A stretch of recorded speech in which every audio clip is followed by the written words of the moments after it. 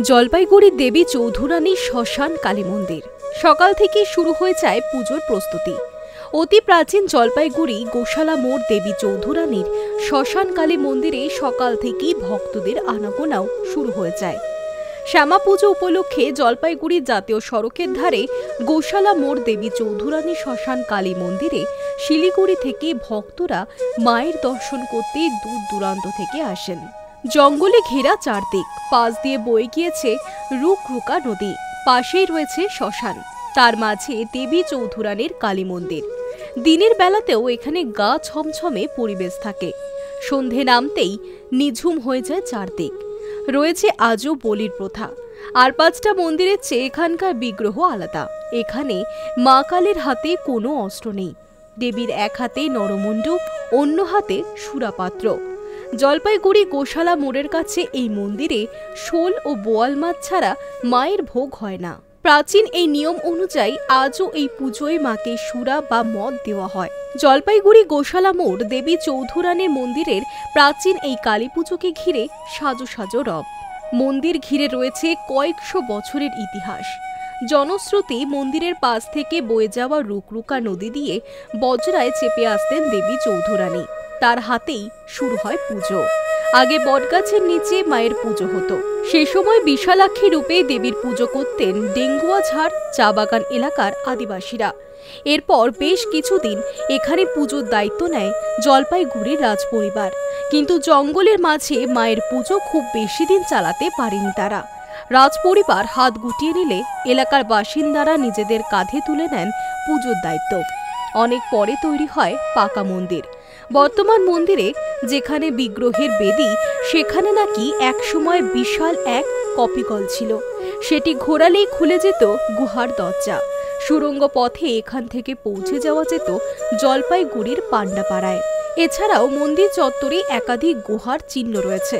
স্থানীয়দের দাবি, রুকরুকা নদীতে যে বজরা চলাচল করত কয়েক দশক আগেও তার প্রমাণ ছিল। নদীর ঘাটে বজরা নোঙর করার জন্য ছিল বিশাল থাম। তার গায়ে ছিল লোহার আংটা। ওই আংটায় শিকল দিয়ে বেঁধে রাখা হতো বজরা। মন্দির চত্বরে যে বটগাছ রয়েছে, ইংল্যান্ডের এক উদ্ভিদ বিজ্ঞানীকে দিয়ে পরীক্ষা করিয়ে জানা গিয়েছে সেটির বয়স 400 বছরেরও বেশি। এমনটাই দাবি মন্দির কমিটির।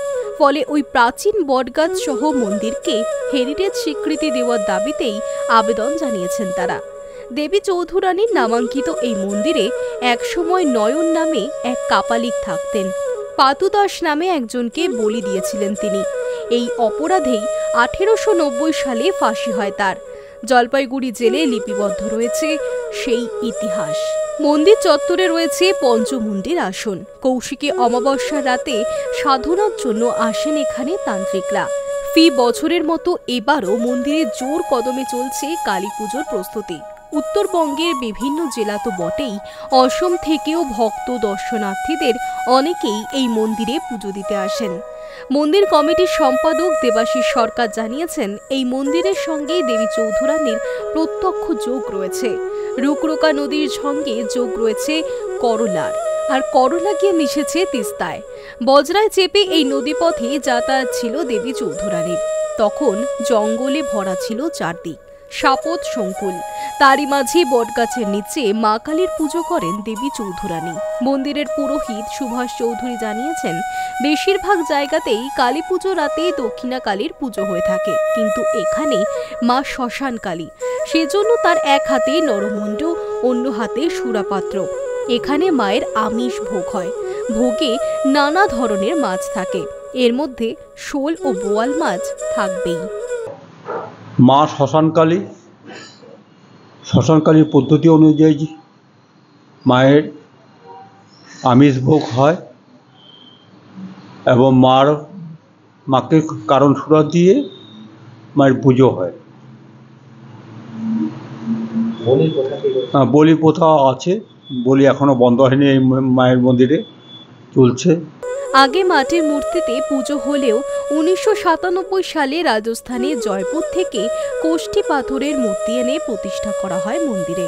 সেই থেকেই ওই মূর্তির পুজো হয়ে আসছে। Hi News network.